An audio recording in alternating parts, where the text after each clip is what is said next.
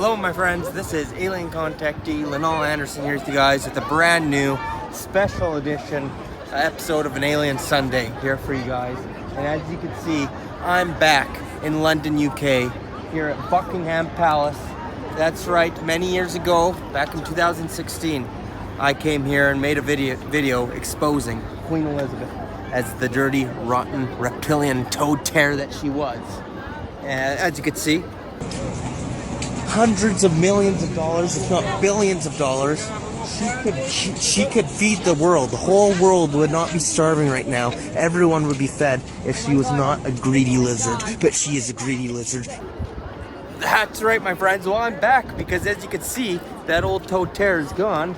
And we got a new toad terror in power. And when I say terror, I mean lizard, my friends. And that's King Charles, correct? So, who is King Charles really, though? That's what we gotta get to the bottom to. So in today's video, we're going to be revealing King Charles' real identity, my friends. That's right, we know he's actually one of these Anunnaki reptilians, okay? Something you gotta know about the Anunnaki, and we're talking about characters like Enki and Lil, Anu, Marduk, all those guys. They're here in this realm, and they reincarnate into every civilization, whether it be the Greek gods or the Egyptian gods of their time, all the ancient religions, all these gods and everything, they are all them, okay? They just choose new identities. And who are they really?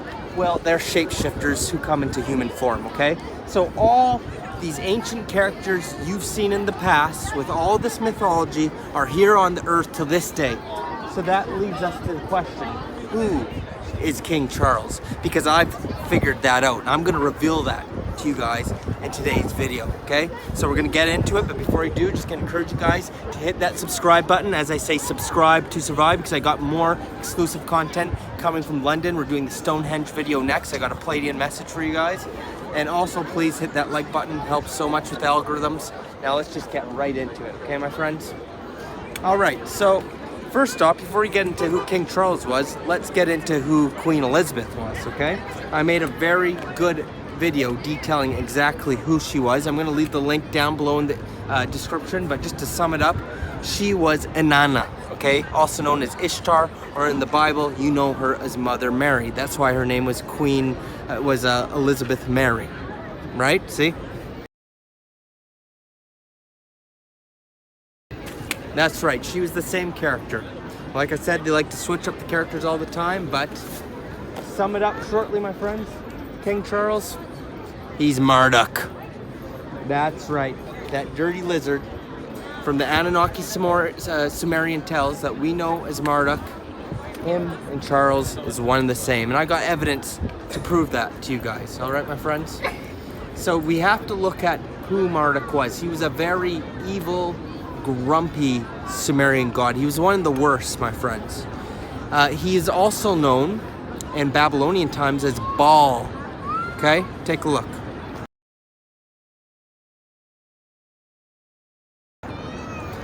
He was also known as Moloch.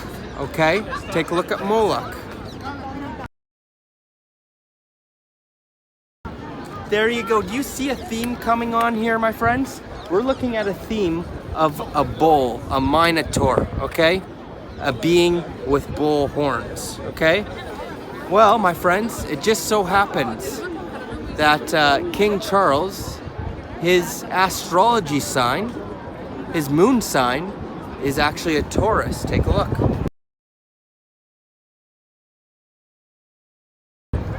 That's right, but I know that's not enough to prove that. I'm gonna prove it to you guys right now. Take a look at this clip of the Commonwealth Olympic Games in 2022, or the Commonwealth Games, not Olympic, but it's the Commonwealth Games, where they brought a bull out to be worshipped by everybody, and of course, King Charles was there. Take a look at this video, my friends. Manly P. Hall once famously said that symbolism is the language of the mysteries. By symbols, man has ever sought to communicate thoughts and concepts that transcend the limitation of languages. And the limitation of languages was made known at the Tower of Babel. And if you speak their language, you know what they told us at the 2022 Commonwealth Games opening ceremony. This opening ceremony is not subtle. They show us a clear story of the destruction of the original Tower of Babel, the separation of the nations, all the way back to reunification and new rule under a beast and the beast's father, the dragon. This opening ceremony culminates with the rebuilt tower raising to full height, a star resting upon its top, or an eye, this eye beaming a light down to the bull, or beast. All the while, King Charles is being passed the torch. What else are they trying to say? The new Babylon is here, and perhaps we've got our king.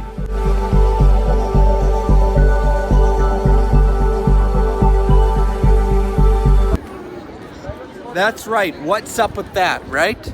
We got this bull worship going on, honoring King Charles here. It's blatantly clear who he is, my friends. You know, Charles has always been known to be a very snobbish guy, just like Marduk. Very big ego. You know, Marduk was the guy who said, "There'll be no gods before me." He's a very jealous god, okay, my friends? And had a very big ego. And you know, King Charles, he's got a very big ego. He thinks he's better than everybody else. I'm gonna show you a little video. Take a look at this. King Charles III. People across the world have been curious to know more about him. As he went to sign the historic proclamation, the king frantically motioned to an aide to move the pen's box from his desk.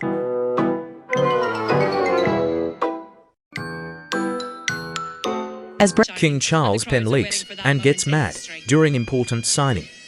And things are about to wrap up at Hillsborough Castle, where the King and Queen Consort are about to depart for the other major event in this afternoon's programme, that service of reflection at Belfast Cathedral. There are, though, just some formalities to take care of. First, the signing of the Visitors' Book and Declan Harvey and Mark Devonport. The Visitors' Book and Declan Harvey and Mark Devonport. The Visitors' Book and Declan Harvey and Mark Devonport. Can talk us through it. Yes, there was a little discussion earlier about what pen would be used. Clearly, there are some leakages here. But you join us in the Candlestick Hall. And over in the corner, a bust of Queen Elizabeth II as a princess. Imagine that, eh? Ooh. Thinks he's so much better, everybody else is his peasant. That's something exactly Marduk would do, don't you think, my friends? Not to mention, old King Charles there was very good friends with Mr. Jimmy Savile. Take a look.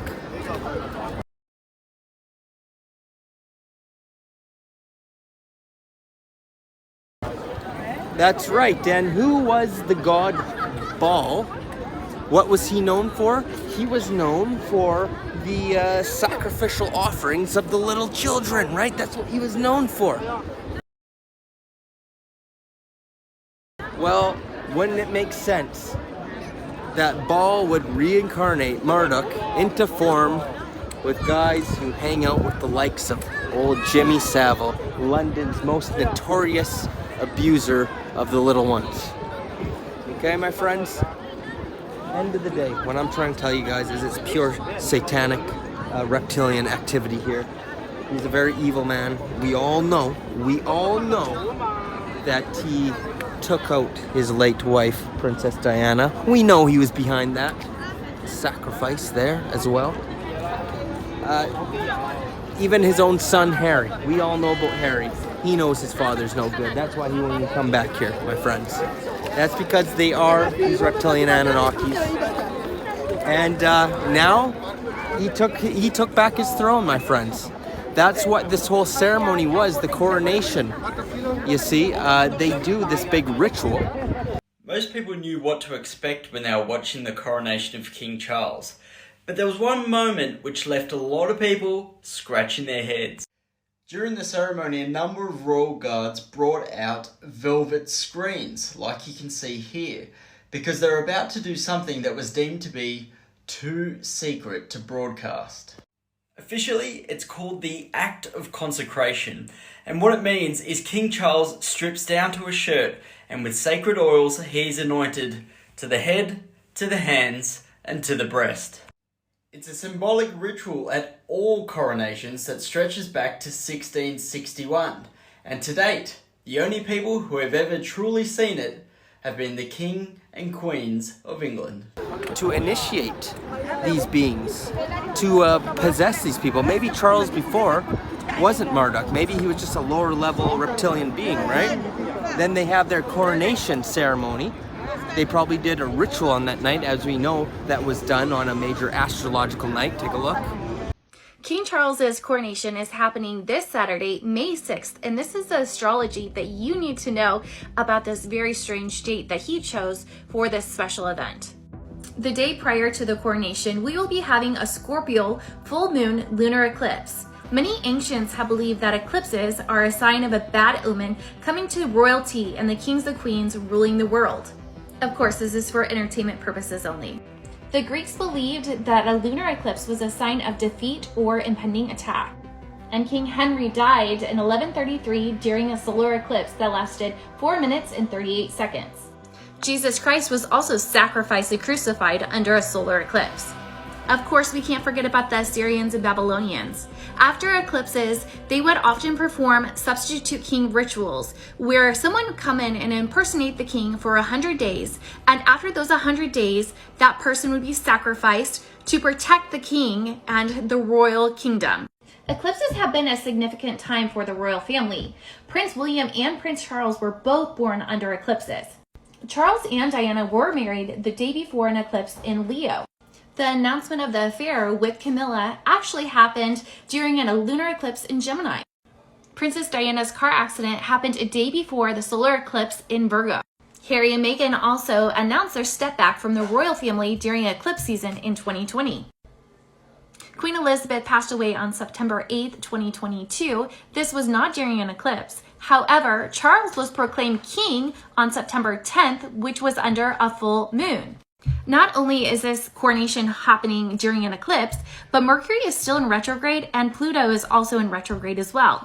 A famous astronomer once stated that if Jupiter was visible during the eclipse is safe. During the coronation, Jupiter will not be visible. So why did the royal family pick this day to have the coronation of Charles? Kings and queens, royalty, and the royal family have used astrology for hundreds of years to help their kingdom flourish. The planets are not aligned for Charles at this time, but I hope this does not reflect his reign. That's right, a lot of stuff going on with the moon that night, right, my friends? The night of the coronation. So, that whole coronation where he's sitting there with the, take a look.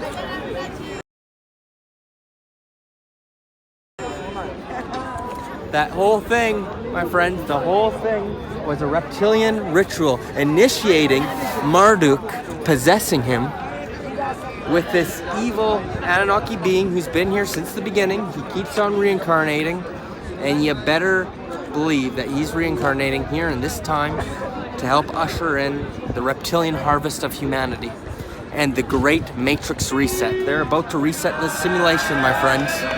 That's why they're doing these horrible rituals, and that's why everything is happening now. They're getting ready. The main event is almost here, my friends. The NWO is here. Now it's up to humanity to say no to this nonsense. Say no to these reptilian Annunaki lizards. We're in a war right now, my friends, and it is our mission to take down these lizards. And I got balls being out here right now saying this. We got people walking by, and I'm sitting here talking about him being a shapeshifting lizard. I don't care. I got people watching me talking about this right now. They're all watching me. I don't care. You know what? I don't care. Follow me, yeah? I want to show people a closer up look at this Buckingham Palace. Because you know what? We're here to expose the truth. And I did this in 2016 as well. I came here, I exposed Queen Elizabeth. The red guards are all down my case today. I got the red guards following me all over the place. They knew. They know right now. You better believe I'm being watched by shape-shifting interdimensional reptilians right now as we speak. You better believe it. They're not happy about my presence here right now because there's not only me. I got a whole team with me. in the interdimensional realms, my friends. You better believe it. We got Palladians, we got Lyran, we got the whole thing. Let's show my followers the guards here.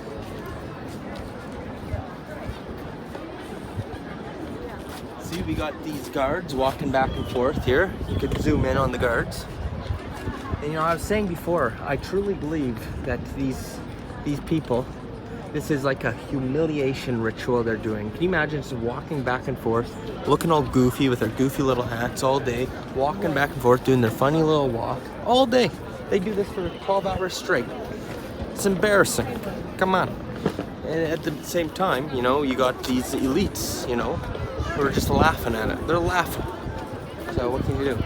I want to show one more thing. Can you show the lion up there? Lion, and now come over here and show the lion over here as well. We got lion symbolism all over the place here, my friends. And we know that there's a deeper meaning there. How about the Lyran aliens, my friends? The Lyran interdimensional beings, which I'm a part of. Well, I'm going to invite you guys to a special occult class that I got going on at my Patreon.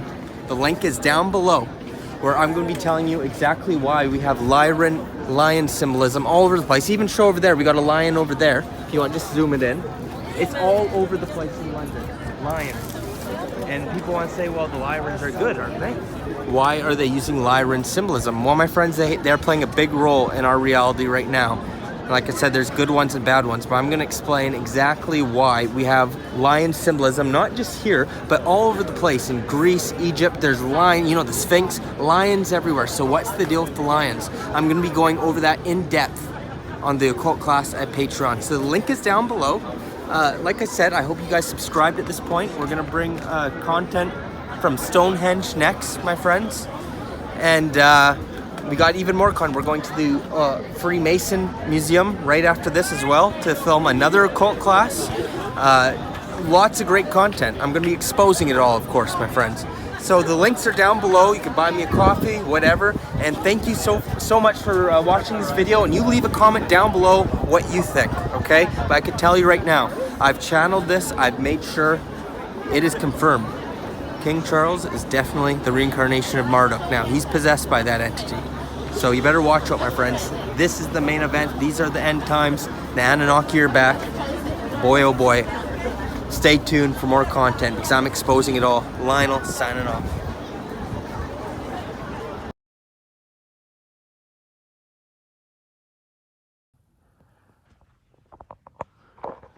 Alright, my friends, Lionel here with you guys. We're inside the Grand Lodge at the Freemason Museum here in London. Let's take a look.